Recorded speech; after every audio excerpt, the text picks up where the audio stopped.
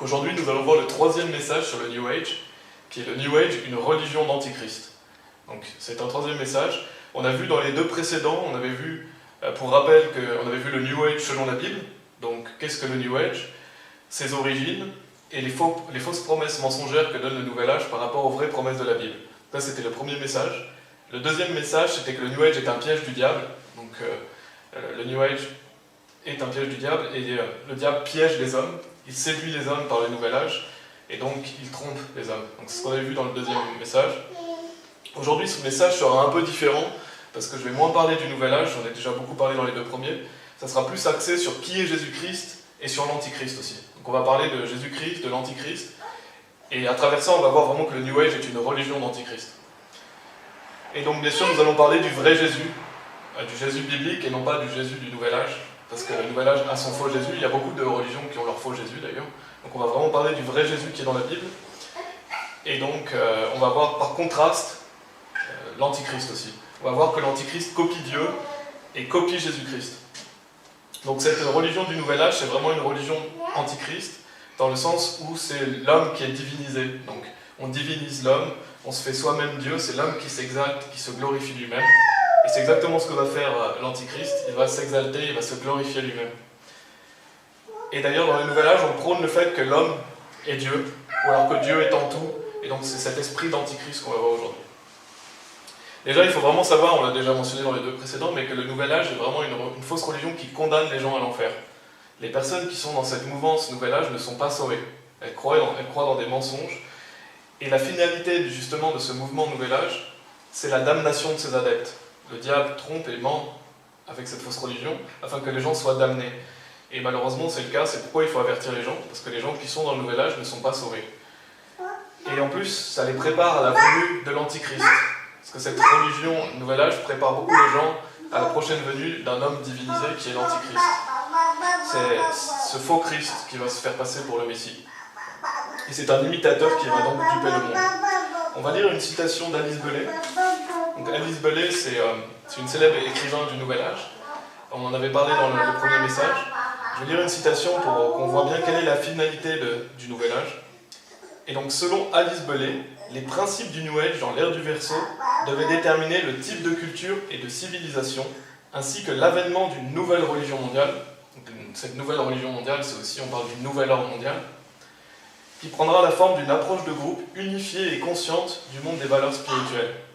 Comme cela se serait produit selon elle dans l'ère chrétienne des poissons, ou la période antérieure gouvernée par le bélier. Donc elle dit qu'il y a eu plusieurs ères, donc il y a eu l'ère chrétienne, et après ça c'est cette ère du Verseau, cette nouvelle ère, ce nouveau monde, ce nouvel âge. Et en fait, ce qu'elle dit à travers ça, et c'est ce que prépare cette religion du nouvel âge, c'est le nouvel ordre mondial. En fait, les gens, à travers le nouvel âge, sont préparés à accepter l'Antichrist et à rentrer dans ce nouvel ordre mondial, qui va être bien sûr gouverné par l'Antichrist. Donc je lisais cette citation pour qu'on voit bien quelle est la finalité du Nouvel Âge, parce que beaucoup de gens se disent « Ah, c'est pas si grave que ça, c'est simplement pour que je sois mieux, ou pour faire ma propre spiritualité. » Mais non, ça prépare vraiment les gens à quelque chose de terrible qui s'appelle le Nouvel Ordre Mondial. Et donc, dans un premier point, on va vraiment voir qui est Jésus-Christ, donc le vrai Jésus de la Bible, et non pas justement le faux Jésus du Nouvel Âge. Et on va voir plusieurs caractéristiques de Jésus, bien sûr, il y en a beaucoup, parce qu'on pourrait faire beaucoup de sermons sur Jésus-Christ. Il est le sujet d'ailleurs de la Bible. Déjà, il faut savoir que Jésus est le Créateur. Donc Jésus est la deuxième personne de la Trinité. La Trinité, c'est le fait qu'il y a le Père, le Fils et l'Esprit Saint. Donc il y a trois personnes et un seul Dieu.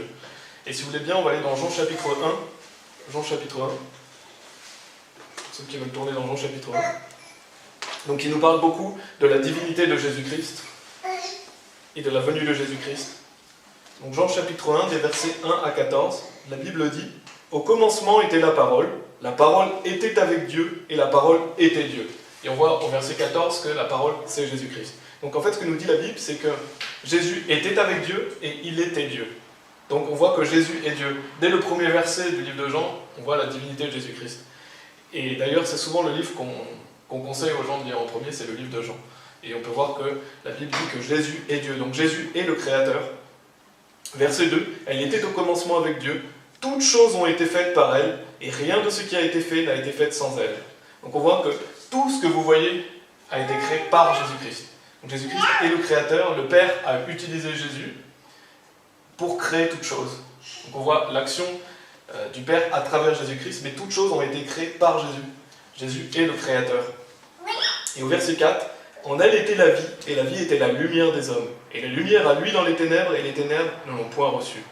Il y eut un homme appelé Jean, qui fut envoyé de Dieu. Il vint pour être témoin, pour rendre témoignage à la lumière, afin que tous crussent par lui. Et donc on voit que Jésus est la lumière. Il disait qu'il était la lumière du monde. Jésus est la lumière. Verset 8, il n'était pas la lumière, donc en parlant de Jean le Baptiste, mais il était envoyé pour rendre témoignage à la lumière. Et on va reparler de Jean le Baptiste, mais Jean le Baptiste était venu pour tourner les personnes vers Jésus-Christ. Il rendait le témoignage de la lumière. Et c'est ce qu'on doit faire nous aussi aujourd'hui.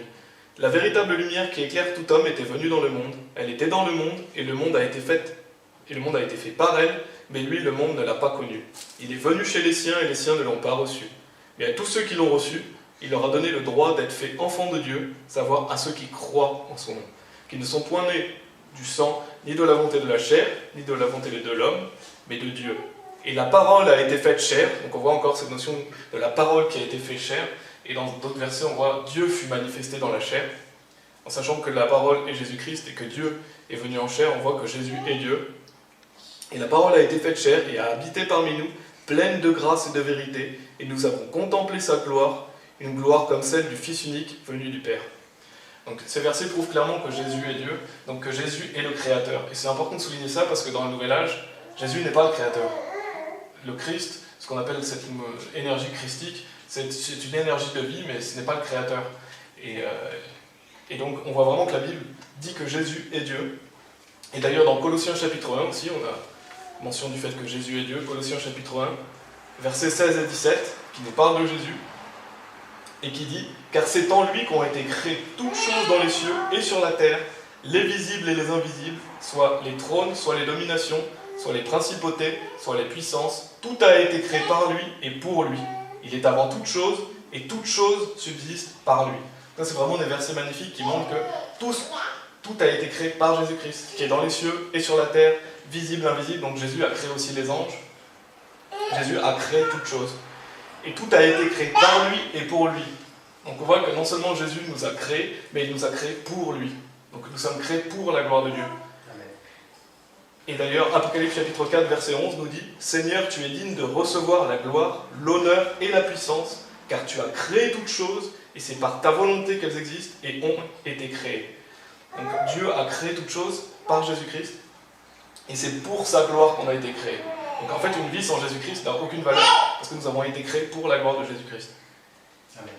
Et Colossiens chapitre 2, verset 3 aussi, donc le chapitre après, nous dit « En qui sont renfermés tous les trésors de la sagesse et de la science. » Donc là, en parlant de Jésus-Christ, la Bible dit qu'en lui, on a tous les trésors de la sagesse et de la science. Donc en fait, si vous avez Jésus-Christ, vous avez tout. Si vous n'avez pas Jésus-Christ, vous n'avez rien. Et dans le verset 9, il est dit « Car en lui, toute la plénitude de la divinité habite corporellement. » Donc on voit que Jésus est pleinement Dieu. La Bible dit « Toute la plénitude de la divinité habite corporellement. » Donc tous les trésors sont en Jésus. Jésus est pleinement Dieu. Quand Jésus est venu en homme, c'est Dieu qui est venu parmi les hommes. Et ça, c'est vraiment important de le souligner et de l'élever, parce que dans le Nouvel Âge, on renie le fait que Jésus est le Créateur. Et on a 1 Timothée chapitre 3, verset 16, qui nous dit que Dieu a été manifesté en chair. Donc il y aura encore beaucoup d'autres versets qui prouvent la divinité de Jésus-Christ. Mais la Bible est claire, et Jean chapitre 1 est vraiment clair sur le fait que Jésus est Dieu. Et ça, c'est vraiment quelque chose qui a marqué un tournant quand j'étais dans le Nouvel Âge. Quand on était dans le New Age, quand j'ai appris que Jésus était Dieu, ça a été un soulagement. C'était vraiment un immense soulagement parce qu'on cherchait Dieu et enfin on comprenait que Jésus était Dieu. Donc c'est pourquoi c'est vraiment important que les gens dans le Nouvel Âge sachent que Jésus est Créateur. Parce que si vous recherchez Dieu, quand vous apprenez que Jésus est Dieu, c'est un immense soulagement et c'est une joie. Et Jésus donc est le Créateur, mais il est aussi le Sauveur. C'est ce qui est dit dans Ésaïe chapitre 53, qui prophétisait donc la venue du Messie, la venue de Jésus-Christ. On va lire des versets 1 à 6 pour montrer que l'Ancien Testament prophétisait la venue prochaine de Jésus-Christ et donc que Jésus est le Sauveur. Au verset 1, il est dit « Qui a cru à notre message et à qui le bras de l'Éternel a-t-il été révélé ? Il est monté devant l'Éternel comme un rejeton, comme une racine qui sort d'une terre desséchée. n'ait ni beauté ni éclat qui nous le fasse regarder, ni apparence qui nous le fasse désirer. Méprisé, délaissé des hommes, homme de douleur, et connaissant la souffrance, comme un homme devant qui on se couvre le visage, si méprisé que nous n'en fassions aucun cas. Cependant, il a porté nos maladies et il s'est chargé de nos douleurs. Et nous pensions qu'il était frappé de Dieu, battu et affligé. Et au verset 5, il est dit « Mais il était meurtri pour nos péchés et frappé pour nos iniquités. Le châtiment qui nous apporte la paix est tombé sur lui, et par sa meurtrissure, nous avons la guérison. » Donc on voit que Jésus est venu pour nous sauver. Il a porté nos péchés. La Bible dit qu'il lui-même a porté nos péchés en son propre corps sur l'arbre. Donc quand Jésus est venu nous sauver. Il est le sauveur. Il n'y a pas d'autre Messie. Et dans le verset 6, il est dit « Nous étions tous errants comme des brebis, nous suivions chacun son propre chemin, et l'Éternel a fait venir sur lui l'iniquité de nous tous. » Et c'est exactement ça dans ce mouvement du New Age, dans la vie en général, c'est que les gens suivent leur propre chemin. Dans le Nouvel Âge, chacun fait sa propre spiritualité, suit son propre chemin, veut faire ce qu'il a envie de faire. Et c'est ce que dit la Bible, nous étions tous errants comme des brebis, nous suivions chacun son propre chemin. Et pendant que justement nous étions désobéissants et que nous étions pécheurs, Dieu a fait venir sur Jésus-Christ l'iniquité de nous tous. Donc Jésus-Christ a porté nos fautes, alors que nous ne méritions pas qu'il le fasse pour nous. Et donc c'est très important de souligner le fait que Jésus est le Sauveur, qu'il est le Messie. Et donc l'Ancien Testament annonçait la venue de Jésus-Christ et annonçait le fait que Jésus allait mourir pour nos péchés.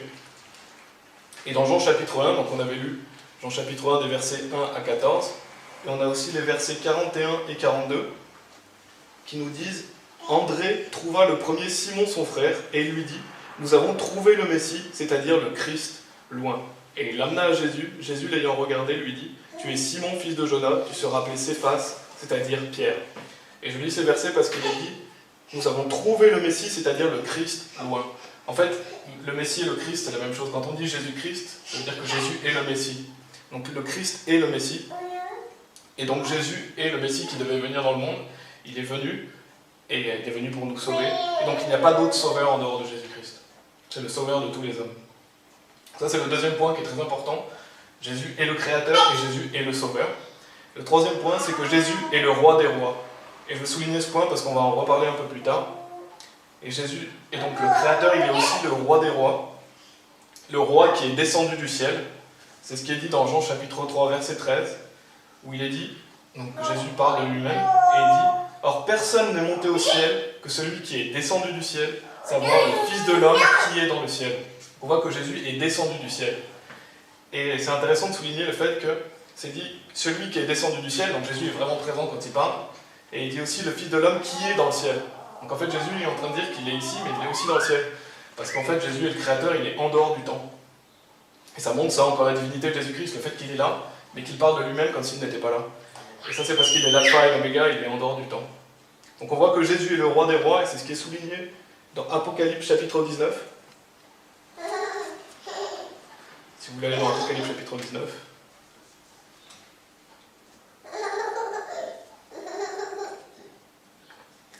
Qui est vraiment un magnifique passage sur le fait que Jésus-Christ va revenir et va établir le millénium. Donc c'est Jésus qui revient avec les saints pour établir le millénium et pour détruire l'Antichrist. Et on y reviendra aussi un peu plus tard. Mais on va dire des versets 11 à 16 pour prouver donc que Jésus est le roi des rois, qu'il est le Seigneur des seigneurs. Au verset 11, Apocalypse chapitre 19, il est dit « Je vis le ciel ouvert et voici un cheval blanc. Et celui qui était monté dessus s'appelait le fidèle et le véritable, qui juge et qui combat avec justice. » Donc là on voit le fidèle et le véritable, c'est Dieu. Donc là ça parle de Jésus-Christ, montre encore que Jésus est Dieu. Ses yeux étaient comme une flamme de feu, il avait sur sa tête plusieurs diadèmes. On va souligner ce fait qu'il ait plusieurs diadèmes, c'est-à-dire plusieurs couronnes. Il avait un nom écrit que personne ne connaît que lui-même. Il était vêtu d'un manteau trempé de sang et son nom s'appelle la parole de Dieu. Comme on a vu dans Jean chapitre 1, la parole de Dieu c'est Jésus-Christ. Donc on voit bien qu'il parle de Jésus-Christ. Les armées qui sont dans le ciel, vêtues de fin lin blanc et pur, le suivaient sur des chevaux blancs. Il sortait de sa bouche une épée tranchante pour frapper les nations, car il les gouvernera avec un sceptre de fer, et il foulera la cuve du vin de la colère et de l'indignation du Dieu Tout-Puissant. Et sur son manteau et sur sa cuisse, il portait ce nom écrit « Roi des rois et Seigneur des seigneurs ». Donc comment la Bible caractérise Jésus? Il est le roi des rois et le Seigneur des seigneurs. Donc Jésus est le roi. Donc voilà, c'est les 3 points que je voulais souligner sur Jésus-Christ, c'est le fait qu'il est le Créateur, il est le Sauveur et il est le Roi des Rois. Et on va y revenir encore un peu après. Et bien sûr, il y a d'autres caractéristiques. Jésus dit de lui-même qu'il est le pain de vie, qu'il est la lumière, qu'il est la porte, qu'il est le bon berger, etc. Donc il y a beaucoup de choses à dire de Jésus-Christ. Comme j'avais dit, la Bible entière nous pointe vers Jésus. D'ailleurs, c'est ce qui est dit dans Actes chapitre 10, verset 43, où il est dit « Tous les prophètes rendent de lui ce témoignage que quiconque croit en lui reçoit la rémission des péchés par son nom. » Donc là, il y a un rappel de l'Évangile, le fait que si vous croyez en Jésus-Christ, vous êtes sauvés. C'est tout ce que vous avez à faire, c'est de croire en Jésus-Christ. Mais il est dit aussi, tous les prophètes rendent de lui ce témoignage. Donc on voit que tous les prophètes parlent de Jésus. Tous les prophètes nous tournent vers Jésus-Christ. Et Jésus a dit d'ailleurs lui-même, dans Jean chapitre 5, verset 39, « Vous sondez les Écritures parce qu'en elles vous croyez avoir la vie éternelle, et ce sont elles qui rendent témoignage de moi. » Donc on voit que les Écritures rendent témoignage de Jésus. Donc que la Bible parle de Jésus. Et que Jésus est la vie éternelle. Il n'y a pas de vie éternelle sans Jésus-Christ. Donc ça, c'est pour une description de Jésus-Christ. Maintenant, on va parler un peu de l'Antichrist. Donc l'Antichrist, c'est celui qui va venir à la fin des temps et qui va se glorifier lui-même, qui va se faire lui-même Dieu, et va donc être mis en place par le diable. Et la Bible l'appelle le fils de perdition. Donc c'est le fils du péché, le fils de perdition. Et c'est intéressant de souligner qu'il y a beaucoup de gens qui se disent athées aujourd'hui, qui disent voilà, moi je crois que Dieu n'existe pas. Et quand l'Antéchrist sera là, il n'y aura plus d'athées. Ou alors il y en aura très peu. Pourquoi il n'y aura plus d'athées? Parce qu'il y aura quelqu'un qui va dire je suis Dieu, et les gens vont l'adorer. Donc en fait, l'athéisme, c'est un objet du diable. Le diable se sert de l'athéisme aujourd'hui pour condamner les gens, mais à la fin des temps, cette doctrine sera balayée parce qu'il y aura quelqu'un qui va dire je suis Dieu, et les gens vont l'adorer. Et donc il n'y aura presque plus d'athées en fait. Donc on voit que l'athéisme c'est de la folie. Parce que le diable l'utilise actuellement, mais à la fin des temps, quelqu'un va dire je suis Dieu et les gens vont tomber dans le piège. Donc on voit bien que cet athéisme, c'est une excuse. Les gens trouvent cette excuse pour ne pas croire en Dieu. Et c'est un objet, enfin c'est ce que le diable utilise pour tromper les gens. Et dans le nouvel âge, donc j'en ai déjà parlé plusieurs fois, mais on a cette notion d'être son propre créateur, ou que Dieu est en tout, et c'est donc de cet esprit antichrist. Et dans 1 Jean chapitre 2, verset 18, il est dit « Petits enfants, c'est ici la dernière heure, et comme vous avez entendu dire que l'Antichrist vient, donc là, la Bible parle de l'Antichrist qui va venir à la fin des temps, il y a dès maintenant plusieurs Antichrists, par où nous connaissons que c'est la dernière heure. Donc il y a eu plusieurs Antichrists, il y a toujours des Antichrists, mais à la fin des temps, il y aura l'Antichrist. C'est vraiment celui qui va se glorifier lui-même et dire qu'il est Dieu dans le temple de Dieu. Ça, c'est ce qui est dit dans 2 Thessaloniciens chapitre 2. 2 Thessaloniciens chapitre 2.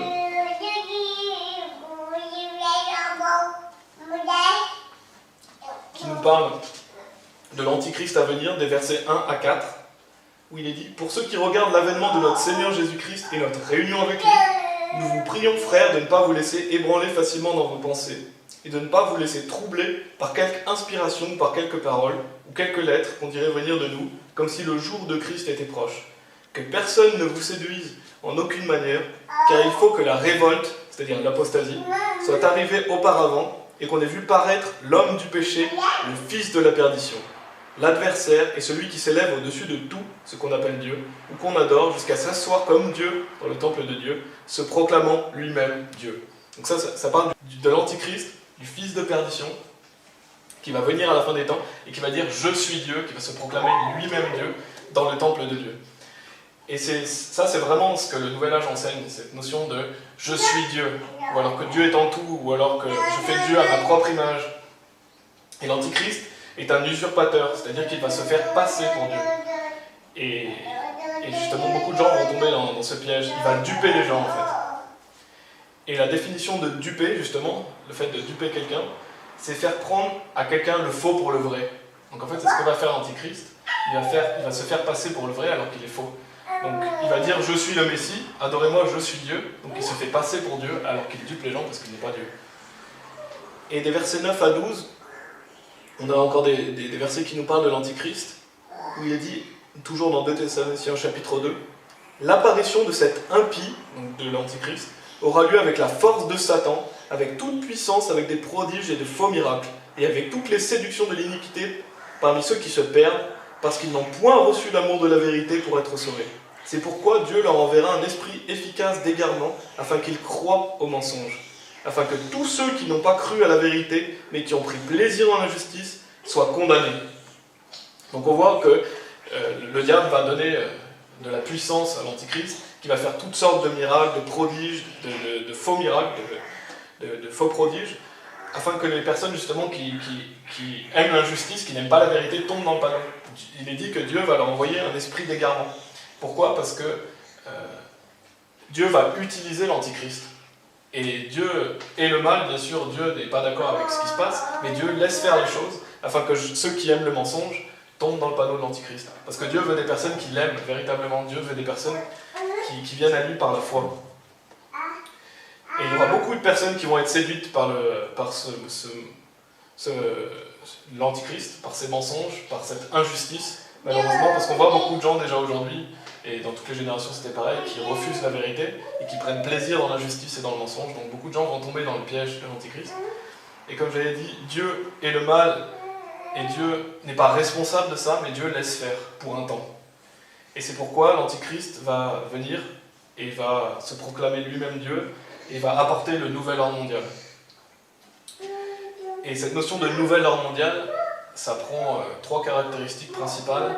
C'est le nouveau gouvernement mondial, donc l'Antichrist qui sera au pouvoir, mais aussi la nouvelle religion mondiale, donc l'Antichrist qui sera adoré comme Dieu. Et il y aura une seule économie, un seul système financier mondial par la marque de la bête.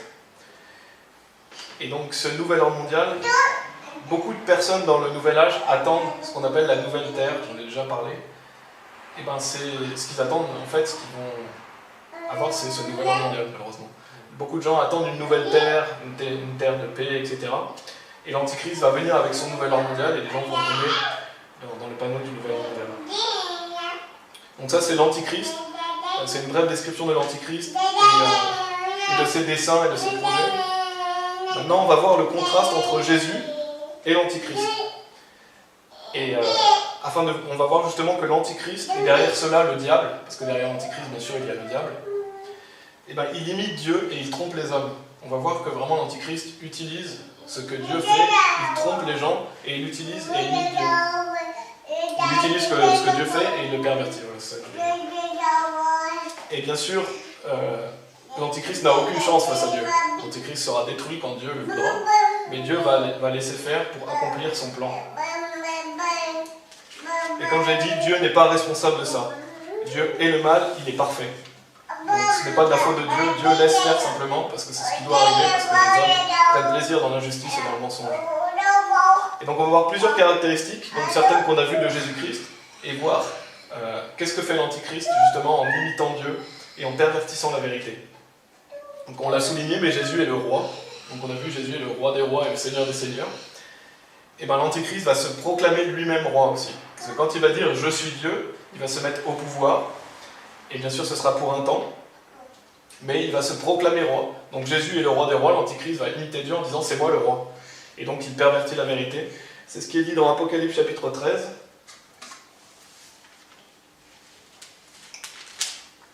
Apocalypse chapitre 13, verset 4, où il est dit « Et on adora le dragon qui avait donné son pouvoir à la bête. On adora aussi la bête en disant « Qui est semblable à la bête et qui pourra combattre contre elle ?» Les gens vont adorer le dragon, donc ils vont adorer le diable, ils vont adorer la bête, c'est-à-dire l'Antichrist. Et donc on voit que cet Antichrist se proclame roi, il se proclame Dieu, et les gens vont l'adorer. Et au verset 7, il est dit « Il lui fut aussi donné de faire la guerre aux saints et de les vaincre, et il lui fut donné puissance sur toute tribu, langue et nation. » Donc on voit ce gouvernement mondial, l'Antichrist qui va gouverner le monde. Et donc il lui sera donné toute puissance sur toute tribu, langue et nation, donc ce sera un pouvoir global et mondial.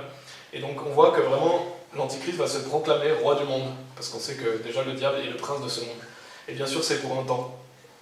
Donc on voit que le diable, par l'Antichrist, copie Dieu. Jésus est le roi, l'Antichrist va se proclamer lui-même roi, il va se glorifier lui-même. On a aussi la notion du millénium, parce que Jésus va venir établir le millénium, comme on l'a vu dans Apocalypse chapitre 19.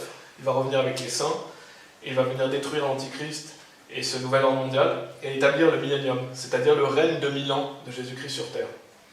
Donc c'est le royaume de Dieu sur terre. Et qu'est-ce que va faire l'Antichrist ? Il va venir établir son pseudo-royaume qui est le nouvel ordre mondial. Et c'est cette nouvelle terre qui est prônée dans le nouvel âge. Et on l'a vu déjà dans Apocalypse chapitre 13 verset 7, que le diable, donc l'Antichrist, aura puissance sur toute tribu, langue et nation. Et au verset 8, il est dit « Et tous ceux qui habitent sur la terre l'adoreront, ceux dont les noms ne sont pas écrits dans le livre de vie de l'agneau, qui a été immolé dès la création du monde. » Donc on voit que les gens vont adorer l'Antichrist, et donc vont prendre part à ce nouvel ordre mondial. Et donc, on a Jésus qui vient établir le millénium. Qu'est-ce que vient faire l'Antichrist? Il vient établir son faux royaume, le royaume du diable sur terre, c'est-à-dire le nouvel ordre mondial. Donc on voit qu'il imite encore Dieu. Il veut essayer de faire son propre royaume. Il y a d'autres points aussi. Le fait que quand Jésus va venir établir son royaume, donc le millénium, quand Jésus revient dans Apocalypse chapitre 19, au verset 11, vous avez mentionné le fait que... De retenir cela, c'est dans le verset 12, pardon. Donc en parlant de Jésus, ses yeux étaient comme une flamme de feu, il avait sur sa tête plusieurs diadèmes, c'est-à-dire plusieurs couronnes. Il avait un nom écrit que personne ne connaît que lui-même. Donc on voit que Jésus revient avec plusieurs couronnes sur la tête, et au verset précédent, il est dit « Et voici un cheval blanc ». Donc Jésus est sur un cheval blanc, il revient avec plusieurs couronnes. Et qu'est-ce que va faire l'Antichrist dans Apocalypse chapitre 6 ? Au verset 2, il est dit « Or je regardais, et voici un cheval blanc, et celui qui était monté dessus avait un arc, et on lui donna une couronne, et il partit en vainqueur, et pour remporter la victoire. » Donc cette vision de gens qui voient l'Antichrist sur un cheval blanc, avec une couronne, donc on lui a donné une couronne. Et donc c'est les hommes qui vont donner l'autorité à l'Antichrist, le diable aussi. Donc on voit que l'Antichrist copie encore Dieu, il vient comment? Sur un cheval blanc avec une couronne. Jésus il revient comment? Sur un cheval blanc mais avec des couronnes. Et donc on voit encore une fois que le diable imite Dieu. Et il est dit, il vient pour conquérir, parce qu'il vient en vainqueur pour remporter la victoire, parce qu'il vient pour établir son nouvel ordre mondial. Il y a aussi dans l'Ancien Testament, dans Ézéchiel chapitre 9 verset 4, donc ça c'est un quatrième point. Dans l'Ancien Testament, en Ézéchiel chapitre 9 verset 4, on voit que Dieu fait une marque sur ses serviteurs, donc sur les personnes qui sont ses enfants, où il est dit, et l'Éternel lui dit, traverse la ville, Jérusalem, et fait une marque sur le front des hommes qui gémissent et qui soupirent à cause de toutes les abominations qui se commettent dans son sein. Et on a aussi ça dans le fait que Dieu va marquer de son sceau les 144 000, mais on voit que Dieu marque de son sceau les personnes qui lui appartiennent. Et qu'est-ce que va faire le diable? Il va encore copier Dieu, il va faire ce qu'on appelle la marque de la bête. Donc, il prend quelque chose que Dieu a fait et il le pervertit pour sa propre gloire, en fait, le diable. C'est ce qui est dit dans Apocalypse chapitre 13, donc sur la marque de la bête, qui est ce système financier mondial, qui fait partie du nouvel ordre mondial.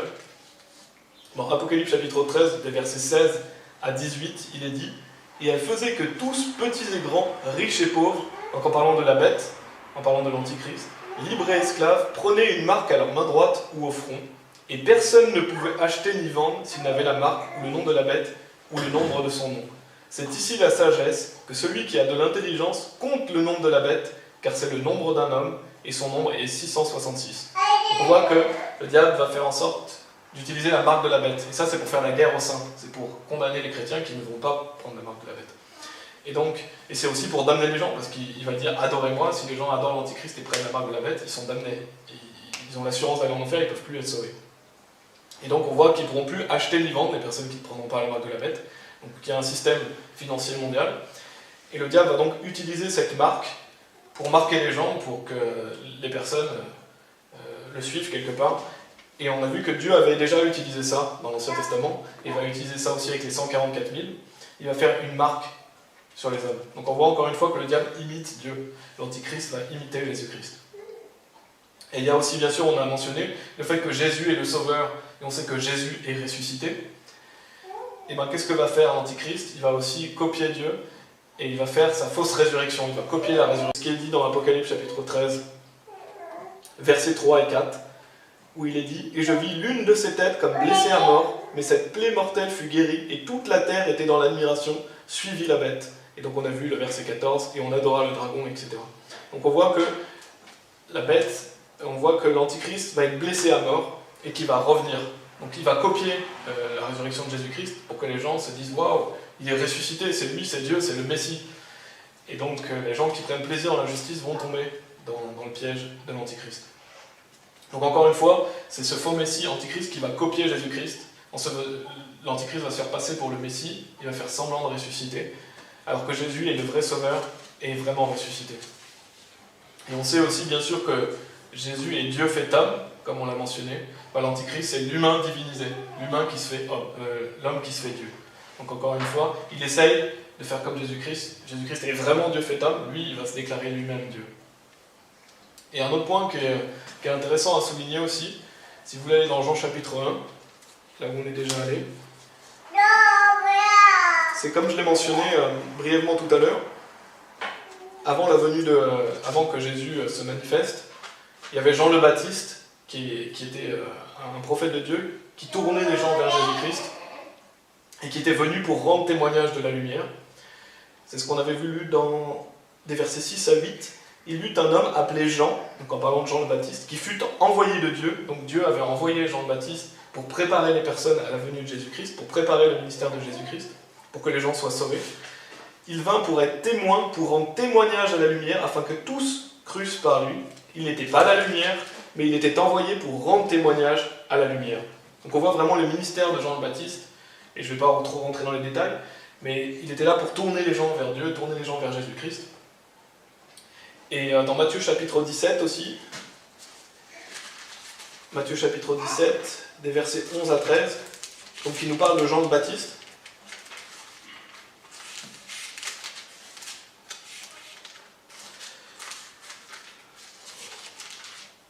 Matthieu chapitre 17, versets 11 à 13, qui nous dit « Et Jésus leur répondit, il est vrai qu'Élie devait venir premièrement et rétablir toutes choses. Mais je vous dis qu'Élie est déjà venu, et ils n'ont point reconnu, mais ils ont fait tout ce qu'ils ont voulu. C'est ainsi qu'ils feront aussi souffrir le Fils de l'homme. » Alors les disciples comprirent que c'était de Jean le Baptiste qui leur avait parlé. Donc on voit que Dieu disait que les pharisiens disaient qu'Élie devait venir, et donc c'était une prophétie, et en fait c'était Jean le Baptiste, parce que Jean le Baptiste avait cet esprit d'Élie, et donc c'est intéressant de souligner que Jésus dit, alors les disciples comprirent que c'était de Jean le Baptiste qui leur avait parlé. Donc on voit que Jésus-Christ disait qu'Élie était déjà venu en parlant de Jean le Baptiste. Et je souligne ça, donc Jean le Baptiste et Élie, parce qu'en fait, à la fin des temps, il y aura aussi un faux prophète. Il y aura un faux prophète qui va tourner les gens vers l'Antichrist. Donc en fait, le diable va utiliser ce que Dieu faisait par Jean le Baptiste, et par cet esprit d'Élie, il va l'utiliser aussi pour l'Antichrist en fait. Il y aura ce faux prophète qui sera là pour tourner les gens vers le diable, comme Jean le Baptiste tournait les gens vers Dieu. C'est ce qu'il dit dans Apocalypse chapitre 13. Et bien sûr, on fait qu'un survol, hein, si vous voulez, vous pourrez relire ces passages, parce que je vais rapidement dans beaucoup de passages. Apocalypse chapitre 13, versets 12 à 14. Elle exerçait toute la puissance de la première bête en sa présence, donc en parlant du faux prophète, et elle faisait que la terre et ses habitants adoraient la première bête, dont la plaie mortelle avait été guérie. Et elle opérait de grands prodiges, même jusqu'à faire descendre du feu du ciel sur la terre à la vue des hommes. Et elle séduisait les habitants de la terre par les prodiges qui lui étaient donnés d'opérer en présence de la bête, disant aux habitants de la terre de dresser une image à la bête, qui après avoir reçu le coup mortel de l'épée, était encore en vie. Donc on voit que ce faux prophète va faire des prodiges, même jusqu'à faire descendre du feu du ciel. Et qu'est-ce qu'avait fait Élie dans l'Ancien Testament? Il avait fait descendre du feu du ciel. Je trouve ça intéressant de noter que, encore une fois, le diable a copié Dieu. Le diable ne fait que copier Dieu et de pervertir la vérité. Et bien sûr, en dernier point, on sait que tout genou fléchira devant Jésus-Christ, et l'Antichrist va faire en sorte que toute personne va l'adorer. Donc il va vouloir que toute personne l'adore. Les chrétiens ne vont pas le faire, ils vont être mis à mort. Et certaines autres personnes ne vont pas le faire, mais beaucoup de gens vont tomber justement et vont prendre cette marque de la bête. Donc on voit encore une fois que l'Antichrist va copier Jésus-Christ. Et bien sûr, à la fin, gloire à Dieu, l'Antichrist va être détruit par Jésus. C'est ce qui est dit dans Apocalypse chapitre 19, versets 20 et 21. Donc on voit que l'Antichrist, le faux prophète vont être jetés en enfer, où il est dit « Mais la bête fut prise, et avec elle le faux prophète, qui devant elle avait fait des prodiges par lesquels il avait séduit ceux qui avaient pris la marque de la bête, et qui avaient adoré son image. Tous deux furent jetés vifs dans l'étang du feu brûlant, dans le soufre, et tout le reste fut tué par l'épée, etc. » Donc on voit que l'Antichrist, le faux prophète vont être jetés en enfer. Et dans 2 Thessaloniciens chapitre 2, on voit que la brillance de la venue de Jésus-Christ va détruire l'Antichrist par l'épée qui sort de sa bouche. Donc l'Antichrist n'a aucune chance face à Jésus. Dieu laisse faire cela pour un temps, mais l'Antichrist n'a aucune chance. Donc en fait, pour conclure ce message, il n'y a pas de position neutre, parce que des personnes pourraient dire « Ah, moi je ne veux pas prendre position ». Non, soit vous êtes du côté de Dieu, soit vous êtes du côté du diable. Et à la fin des temps, soit vous êtes donc sauvés et donc vous allez ne pas prendre la marque de la bête, soit vous allez être du côté du diable en prenant la marque de la bête. Après, il y aura quelques personnes qui vont sûrement passer à travers ça, parce qu'on voit qu'il y aura des hommes pendant le millénium, des personnes non sauvées. Mais la plupart des gens vont se ranger du côté du diable. Et dans notre vie, c'est pareil, il n'y a que deux choix en fait, il n'y a pas de neutre. Moi, je ne veux pas faire de décision. Non, soit vous êtes du côté de Dieu, soit vous êtes du côté du diable. Et à la fin des temps, ce sera pareil. Et Jésus est venu justement pour exposer l'obscurité, parce qu'il est la lumière, il est venu pour éclairer les hommes. Et la Bible dit la vérité, c'est la parole de Dieu, donc le vrai Jésus se trouve dans la Bible. Et ce nouvel âge, qui est une religion d'antichrist, prône ce qu'est le diable, c'est-à-dire l'homme qui se fait Dieu. Donc arrêtez de croire dans cette fausse religion, justement, et croyez dans ce que dit la Bible, arrêtez de croire dans des mensonges, parce que le vrai repos, la vérité, le trésor de la vie est en Jésus. On ne se trouve pas dans cette fausse religion antichrist du Nouvel Âge. Et on a vu plusieurs points, et je veux finir sur cela. Et qui est très important à souligner, c'est que Jésus est le Créateur, il est le Sauveur, il est le Roi des Rois. En Jésus, vous avez toutes choses, alors que dans cette religion du Nouvel Âge, vous vous glorifiez vous-même, vous vous glorifiez en tant que Dieu vous-même, ou que Dieu est en vous, etc., ou tous ces mensonges, au lieu de glorifier Dieu et de vous tourner vers le Créateur. Parce qu'on ne crée pas Dieu à son image, Dieu existe déjà en fait. Et Dieu est dans la Bible. La Bible nous a été donnée justement pour décrire Dieu et pour nous tourner vers Dieu, alors qu'on trouve toutes sortes de folies et de promesses mensongères dans le Nouvel Âge. Donc j'espère que ces 3 messages vous auront aidé à ouvrir les yeux sur le fait que le Nouvel Âge est très dangereux, on a vu beaucoup de points. Et je vous invite à voir les 2 premiers messages si vous n'avez pas vu, et à voir que le New Age est une tromperie qui va justement aboutir sur ce nouvel ordre mondial. Enfin, on ne sait pas quand le nouvel ordre mondial va venir, mais c'est dans cet esprit antichrist du nouvel ordre mondial, cet esprit antichrist de l'homme divin. Et on retrouve ça dans beaucoup de choses, dans l'humanisme, on retrouve ça dans beaucoup de fausses religions, cette notion de l'homme qui se fait Dieu. Et ce nouvel âge fait partie de ces pièges du diable. Voilà, que Dieu soit loué. Merci.